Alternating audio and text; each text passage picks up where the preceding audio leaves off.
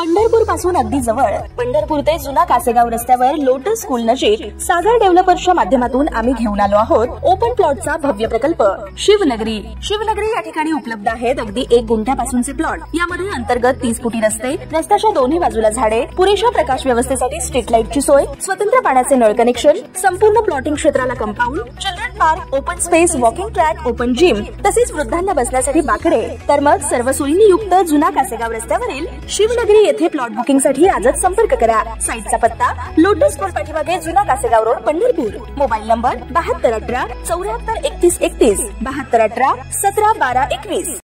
ताज्या घडामोडी पाहण्यासाठी आमच्या YouTube चॅनलवरील PVR म्हणजेच पंढरी वार्ता या न्यूजला सबस्क्राइब करा आणि शेजारील बेल आयकॉनवर क्लिक करा।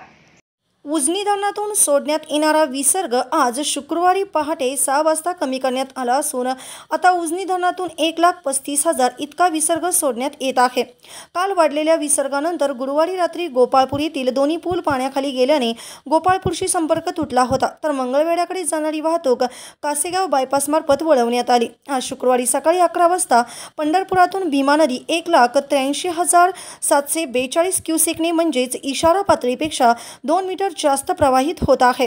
दरम्यान पंढरपुरातील व्यास नारायण झोपडपट्टी, अंबिकानगर झोपडपट्टी येथील अनेक कुटुंबांना स्थलांतरित करण्यात आले आहे, तर अंबिकानगर येथील अनेक घरालगत चंद्रभागेचे पाणी पोहोचले आहे। काल आमदार समाधान अवताडे यांनी चंद्रभागा काठच्या परिसरास भेट देऊन पाहणी केली व अधिकारी वर्गास योग्य त्या सूचना दिल्या। मात्र आमदार अवताडे यांच्यासह अनेक नेते मंडळी पूरग्रस्त भागात भेट देत असतानाच अंबिकानगर येथील अनेक रहिवाशांनी नाराजी व्यक्त केली असून नगरपालिका प्रशासन या भागास वारंवार भेटी देत आहे। मात्र आमदार अवताडे यांनी व्यास नारायण झोपडपट्टी परिसरात ते आले होते, मात्र इकडे आले नसल्याचे जनसेवा प्रतिष्ठानचे अध्यक्ष प्रशांत माने यांनी सांगितले।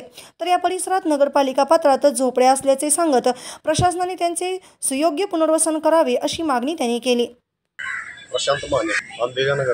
तर पूरस्थिती निर्माण झालेली आहे, पाणी पण भरपूर सोडलेलं आहे। जिथं जिथं झोपडपट्टीत व्यास नारायणमध्ये असू द्या किंवा अंबाबाई पटंगमध्ये असू द्या, की लोकांच्या घराघरात पाणी शिरलेलं आहे अंगणात वगैरे। मग आपल्या इथं कशी परिस्थिती आता सध्या? आता सध्या पाणी स्थिर आहे। बर, पाणी वाहतंय पण चढत नाही पाणी। बर, चढत नाही पाणी। कुठले अधिकारी किंवा आमदार वगैरे कोण आलते का आपल्याकडे? नगरपालिकेचे कर्मचारी वारंवार येत आहेत तिथे। बर, आणि गाड्यांची देखील सोय केलेली आहे। ज्यांच्या घरात पाणी शिरलेलं आहे त्यांचा पसारा वगैरे सामान नेण्यासाठी गाड्यांची सोय केली। बर, सोय केलेली नगरपालिका प्रशासनाचं चांगलं लक्ष आहे। बर, मग स्थानिक आमदार वगैरे कोण आले नव्हते आपल्याकडे? स्थानिक आमदार व्यास नारायण झोपडपट्टी या भागात आले होते। बर बर, हां, आणि तिथे चौकशी करून गेलेले आहेत। ते 100-200 घरं तिथून हे केले, शिफ्ट केले। आम्ही सामान वगैरे पॅक केलेलं आहे। बर बर, जर अचानक पाणी वाढलं आणि जरी सोडलं पाणी तर सामान हलवलं।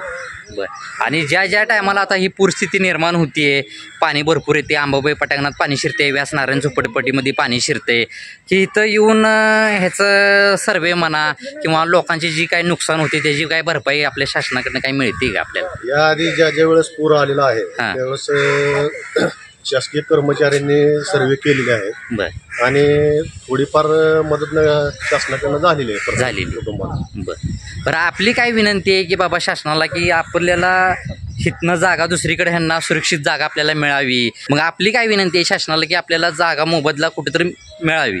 काय या ठिकाणी काय परिस्थिती झालेली आहे की नदी पात्रामध्ये भरपूर घरं झालेली आहेत। बर, आणि सखोल भाग आहे तो। बर, आणि पाणी थोडं जरी आलं नदीला तर ते सखोल भागात लगेच शिरते पाणी।